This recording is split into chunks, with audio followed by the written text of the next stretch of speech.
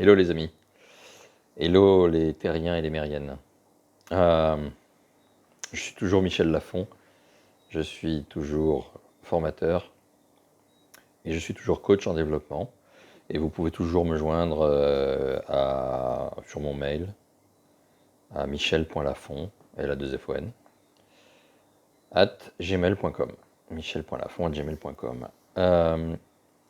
Il faut que je vous parle aujourd'hui parce que, avec mes stagiaires, bon, on était toujours sur la communication interpersonnelle et on était donc, si vous vous souvenez, sur ce qui est en nous, les utiles qui sont en nous, notamment l'intelligence relationnelle. Comment développer son intelligence relationnelle avec deux choses, donc la sensibilité relationnelle, comment je perçois les choses chez les autres, et puis la compétence relationnelle, c'est-à-dire qu'est-ce que je fais de cette capacité à percevoir. Bon. Et on est toujours sur la sensibilité relationnelle, que l'on a composée de trois choses.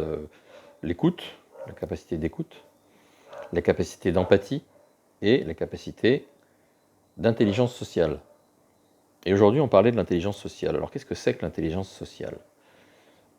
Vous connaissez certainement des gens, peut-être vous-même, je vous le souhaite d'ailleurs, vous faites partie de ces gens qui sont à l'aise partout, bien partout et avec tout le monde. C'est-à-dire que je sois avec des gens de mon milieu social, que je sois avec des gens qui ont beaucoup d'argent ou pas du tout d'argent, des gens qui ont des cultures différentes, ont des religions différentes, ont des rituels sociaux différents. Cette capacité à comprendre les rituels sociaux et à être bien avec, à être à l'aise et accepté partout.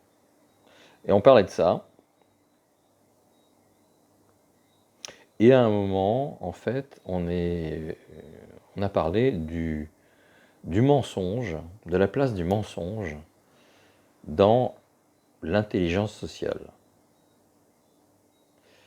Et j'ai envie de vous en parler, parce que, alors je ne sais pas si vous savez, mais vous, moi, tout le monde, nous mentons entre 2 et 80 fois par jour. Alors, ça paraît fou, affolant, peut-être. Bon, il faut distinguer plusieurs choses. Il y a, on va mettre de côté le mensonge de politesse, on va l'appeler. Le mensonge social de politesse. C'est celui qui fait que quand, je sais pas, vous croisez un voisin que vous ne voyez pas souvent et qui vous demande comment allez-vous, bah, vous n'allez pas, même si vous n'allez pas bien, vous n'allez pas lui dire ah non ça va pas, non ça va pas, en ce moment j'ai des problèmes d'argent et puis en plus j'ai mal au dos et puis ça va pas très bien non plus avec ma copine. Bon, vous dites ça va, ça va. D'ailleurs, dans justement la capacité de comprendre ce qui se passe, quand quelqu'un vous dit ça va, c'est que ça va. Quand quelqu'un vous dit deux fois ça va, c'est-à-dire, vous savez, ça va, ça va. Il y a un ça va de trop. Mais bon, en tout cas, on peut dire que on a fait un mensonge de politesse. Bon, il y a d'autres mensonges de politesse, comme par exemple, je sais pas, vous voyez quelqu'un qui est allé chez le coiffeur et puis vous trouvez que ça lui va pas, vous n'allez pas exprès aller voir cette personne en disant oh là là, ça ne va pas du tout.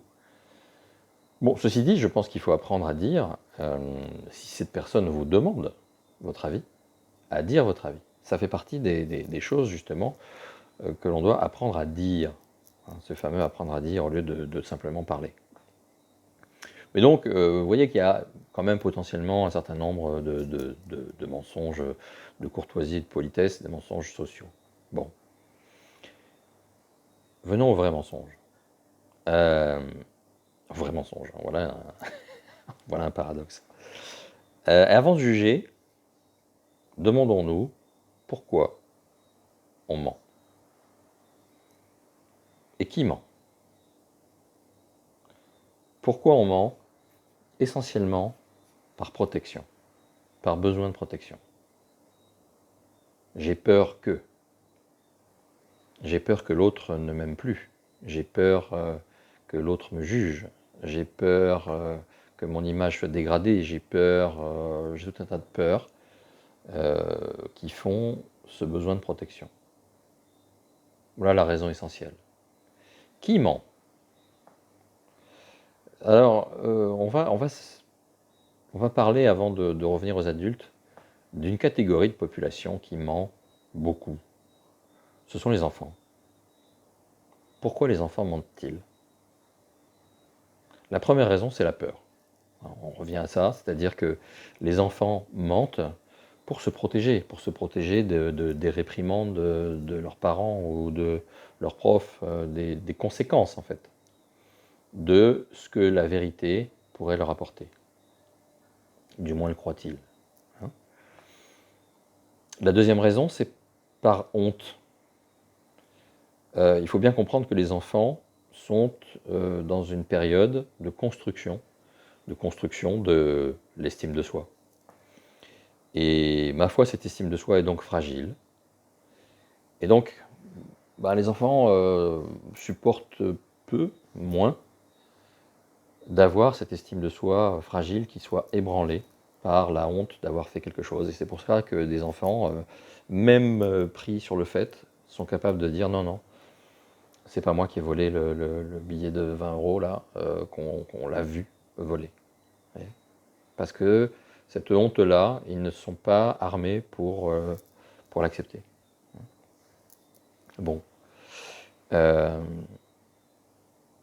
Troisième raison, c'est le besoin de changer sa réalité. Lorsque la réalité d'un enfant est trop dure, l'enfant va mentir pour s'inventer une autre réalité. C'est comme ça que d'un seul coup, vous voyez, son père va être pilote de ligne, alors que c'est pas du tout vrai. Ma mère est partie en voyage d'affaires. Avec en plus, on va faire des gros mensonges, hein. Plus le mensonge est gros, en fait ma mère a été appelée par le président pour s'occuper de quelque chose d'important, et donc elle est partie un certain temps en voyage. Bon, la mère elle est peut-être partie avec le voisin. Cette réalité-là est trop dure, alors l'enfant la change. L'enfant la change parce que, et c'est la quatrième raison d'ailleurs de mentir, quatrième et dernière grande raison de mentir pour un enfant, c'est que c'est de son âge. Ça veut dire quoi, c'est de son âge? Ça veut dire que vers 6-7 ans, l'enfant est dans la période où l'imaginaire est très fort. Et donc la limite entre l'imaginaire et le réel n'est pas toujours facile à trouver. L'enfant est à l'âge où l'imaginaire est vraiment très fort. Vous vous souvenez quand on a parlé d'analyse transactionnelle, l'enfant créateur, vous savez cet enfant créateur qui est capable de dire « je suis le roi », je suis la reine, je suis la princesse, mais il l'est, il l'est. Il a cet imaginaire-là, cette force-là, notamment donc, spécialement vers 6-7 ans.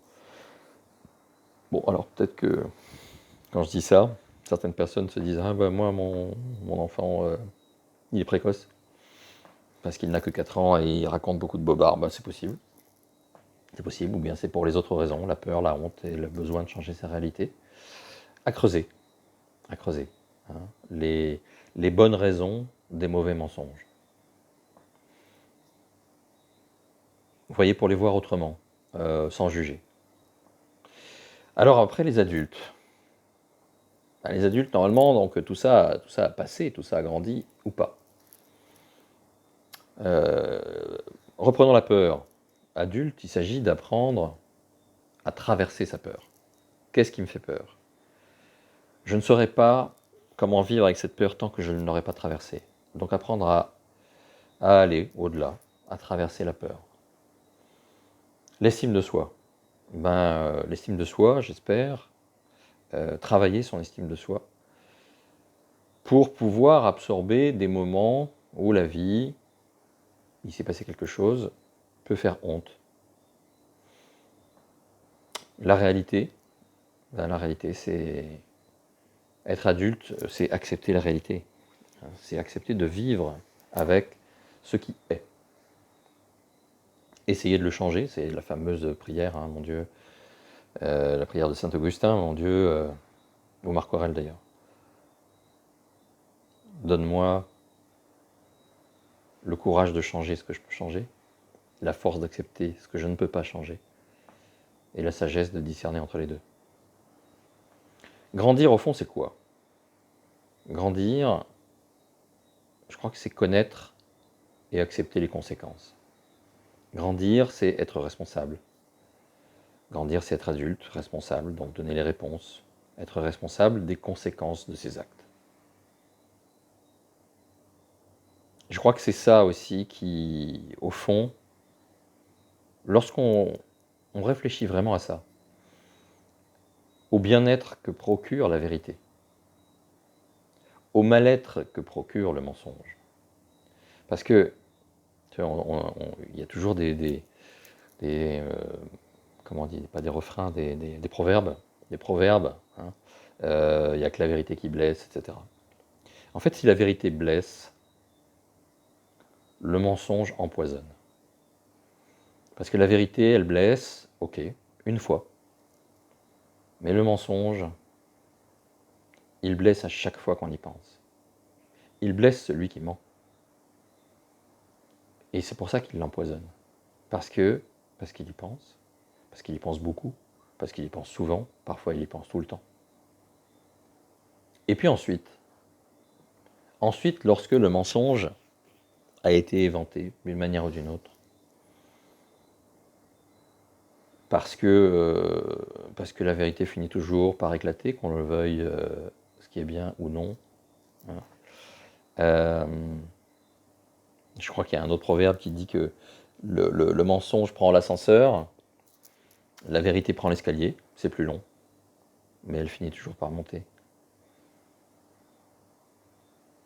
Donc quand l'autre apprend le mensonge, lorsque j'apprends que tu m'as menti, ce qui est dur, c'est pas le mensonge. Ce qui est dur, ce qui fait mal, ce qui est douloureux, c'est que je ne pourrai plus te faire confiance.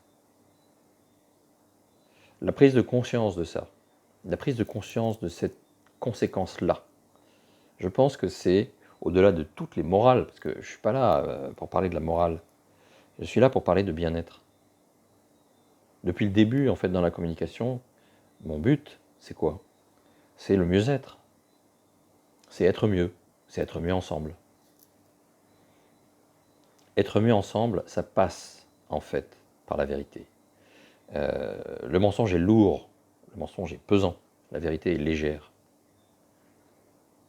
Ne pas vivre ça, ne pas vivre cette rupture de confiance. Vous savez, je suis sûr que vous avez expérimenté à quel point la confiance est quelque chose qui est long à établir et tellement rapide à casser, et tellement difficile à revenir, si elle revient. Parce que je pense que la confiance, si on devait donner une couleur, c'est blanc, et à partir du moment où il y a eu une goutte d'encre de Chine, une goutte de cette encre noire, ça va être difficile de revenir à blanc. Donc, je pense que c'est ça, en fait, qui doit nous inciter à prendre en main notre vérité. Voilà, c'était ça la discussion d'aujourd'hui, passionnante, que j'ai voulu partager avec vous là, que je veux partager avec vous. Je vous ai toujours dit que je parle de ce que je connais. J'ai connu cette lourdeur-là. Je l'ai connue et vous pouvez me faire confiance. La vérité est beaucoup plus agréable. Vous pouvez me croire. À bientôt.